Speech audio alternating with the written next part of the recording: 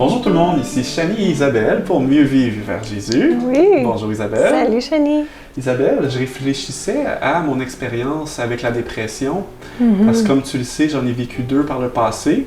Et à la deuxième fois, je suis allé chercher de l'aide au programme Surmonter l'anxiété et la dépression du Dr Nedley. Et j'ai remarqué au fil de la progression que je participais, que j'apprenais les outils, que je les utilisais, bien, ma condition s'améliorait. Donc, je me sentais mieux. Donc, c'est en soi quelque chose d'extraordinaire, mais j'ai remarqué une autre chose également. C'est que pendant que j'étais en dépression, la spiritualité ne m'intéressait pas vraiment. J'étais chrétien, mais je n'étais pas actif bien dans ma relation avec Dieu.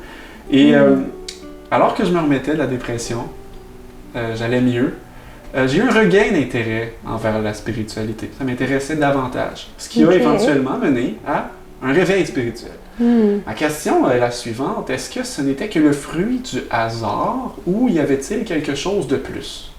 Bien, tout à fait, c'est une bonne question.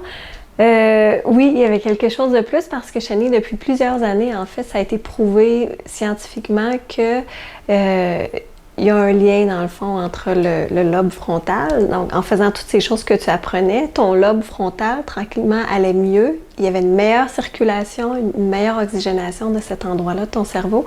Puis, on sait que le lobe frontal est responsable de la spiritualité, entre autres, de la moralité, de la volonté.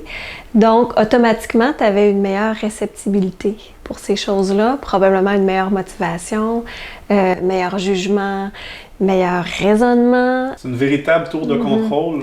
Oui, c'est ça. En fait, ça contrôle toutes les fonctions du cerveau qui sont conscientes. Donc, pas quand on parle quand on cligne des yeux, par exemple, ou respirer, ou les battements du cœur, mais tout ce qui est conscient est réellement impacté par l'état du lobe frontal. Donc, c'est vraiment intéressant à savoir, puis c'est de l'information qui est pertinente pour n'importe qui, mais probablement encore plus pour un chrétien qui veut une relation en santé avec Dieu, parce que notre lobe frontal nous permet à ce moment-là de pouvoir mieux étudier la parole.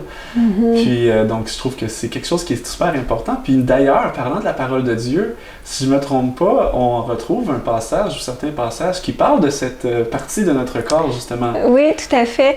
En fait, j'aimerais lire, si je peux le faire maintenant, dans le livre de l'Apocalypse. Dans le fond, c'est le dernier livre de la Bible. Au dernier chapitre, en fait, on parle ici des gens qui sont rachetés, donc sauvés avec Dieu pour l'éternité. Et ça dit, ses serviteurs le serviront et verront sa face et son nom sera sur leur front.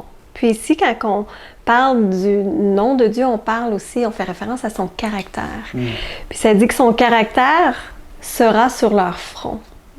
Et le front, on sait que le lobe frontal est juste derrière le front. C'est vraiment de cette façon-là, avec notre lobe frontal, que le Seigneur veut communiquer avec nous.